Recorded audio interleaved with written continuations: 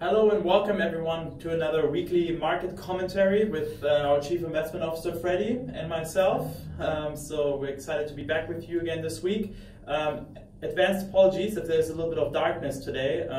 You still hear us, you can still see us, but we had some light problems. But anyways, just to give you a heads up on that. Lots to talk about, Freddy. The weekend and end of last week, beginning of this week has been quite volatile in the markets and a lot of just noise, right, that we want to walk through today. Before we do that, as always, we have a few StashAway Academy events coming up. One in Singapore on the 20th of August. That is about how to plan for your retirement. You can sign up for that as well on our website, stashaway.sg/events.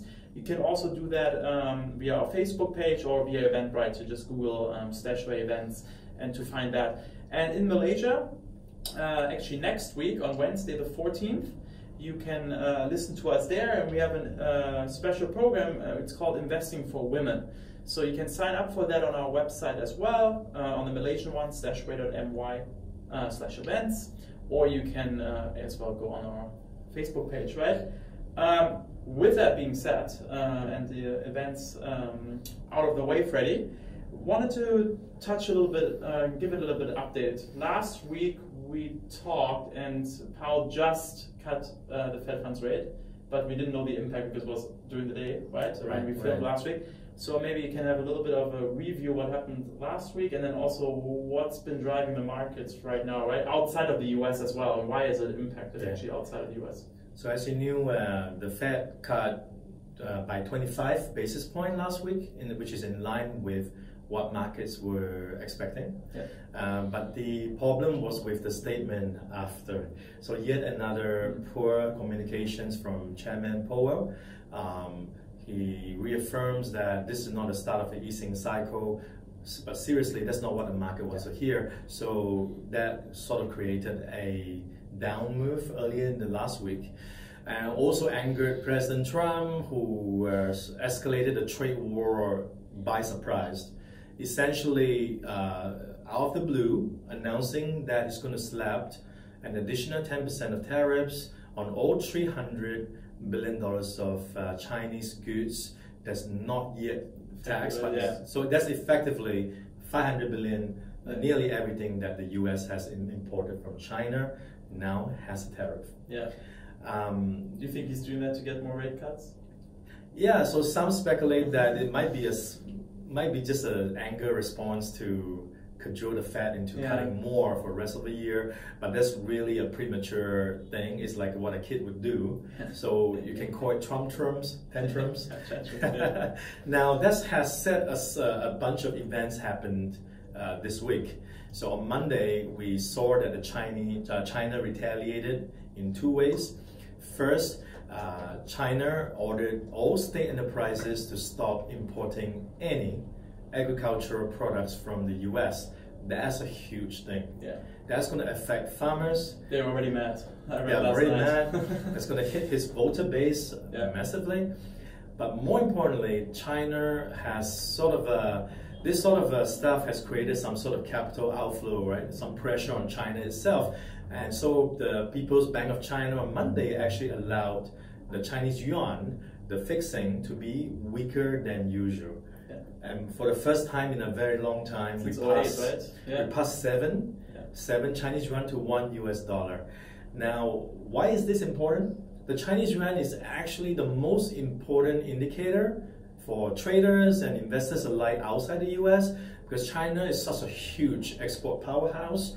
And when they allow the yuan to cheapen against the dollar, it creates a lot of problems for everyone else. Further, you're going to compete with cheaper Chinese exports.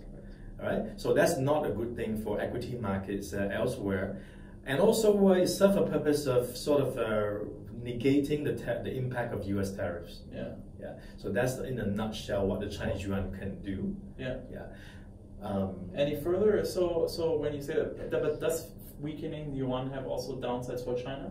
Not just upsides? Allowing it to drop a lot in a very short time can see a repeat of 2015, where there's a lot of capital flights from China, and China actually spent $1 trillion US in reserves out of 4, yes, which is crazy, just to stem capital outflow. So there's very little likelihood that they want to see a repeat of that.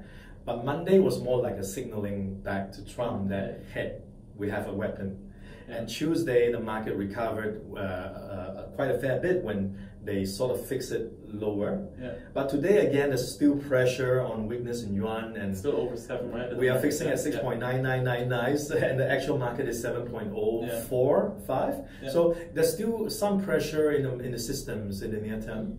So this route, this little correction, this could be another correction in the market, or this volatility episode in the market is not over. Quite right. And I think this sums it up a little bit too. And then it's still a lot of noise, right? As we said before, right? This whole tariff and trade war, when you put it into numbers, the impact is slightly less than what we talked about a couple of episodes ago, right? And also in your latest. And also it has some impact on local in local Asia this morning as well. So let's talk about that, right? That was my last topic actually. Which what about the Reserve Bank of Australia and the Reserve Bank of New Zealand actually this morning surprised the whole markets and cut rates by 50 basis points. What's worse was Governor Orr was very negative about everything, even though the economic numbers were fine. So he sort of said we don't even rule out negative rates anymore. So that really sent the Kiwi dollars down south, dragging along the Australian dollars with it. And these are a lot of noises, but it's sort of like a knee-jerk reaction to this sort of surprise movement. So don't be surprised to see more volatility in coming days. And I think, so then, with all the bad news, right, that we're hearing, and probably most of the listeners as well, if you turn on the news, right, or you go to Bloomberg or CNBC or wherever you want to go, right, most of it is bad news because that's what sells as well, right? Yes. But what is the actual impact on, let's say, a StashAway portfolio, maybe across the different risk points? And then what does it tell you as an investor also? How much risk can you personally take, right? I think maybe those two things, maybe you can talk about them. Thank you, Philip. That's a very good question. I'm very pleased to say that between Thursday, since the route started, to last night, StashAway's portfolio has barely, the core portfolio has been barely moved. So our lower risk point is actually in sync terms up between 0.2 to 0.5%. And also our core portfolio, the more balanced risk types, like StashAway risk index of 20%, it's probably down 0.5%. So it's just very small movement. Of course, for those who chose the higher risk portfolio, they will swing more, but the swings is also in relation to the S&P 500 is also significantly smaller. So it really depends on your risk point. So which is what Philip you're trying to say, that let's get your risk setting correct first. I know we stress this a lot, but it's so important. It's so important. If you choose a high risk portfolio, they are called high risk. Right, S&P dropped 6-7%, they would drop 3 to 4%, right? So that's the sort of risk you're taking. But for the core portfolio where you have balanced risk down to low risk, they barely move and they are very resilient. So really, it's a function of your risk appetite. What we can do is to make sure that you are very diversified, that your risk is under control, our allocation reflects risk, and that we try to navigate you through changes like this. And again, like the trade war also, just to put it in perspective, right?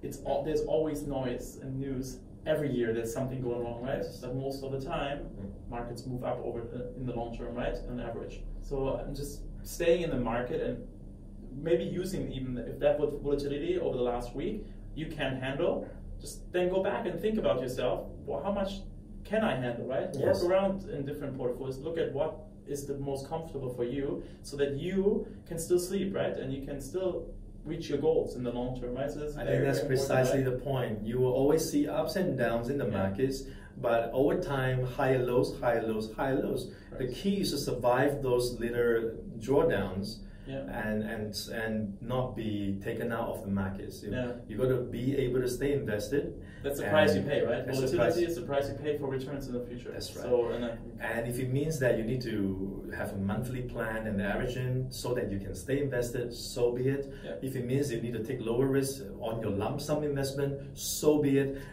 You know the answer. And so I think it's time to, you can never plan when volatility already happens.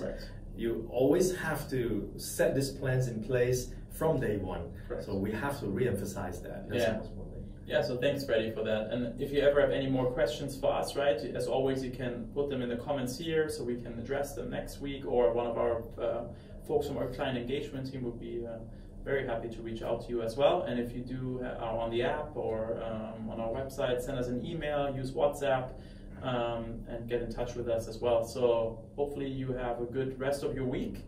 And both Freddy and myself know you will actually be on holiday next week. So next week we'll have something else coming up. But we'll be with you again, and hope you enjoy the day. So thank you so much. Bye-bye. Ciao. Bye.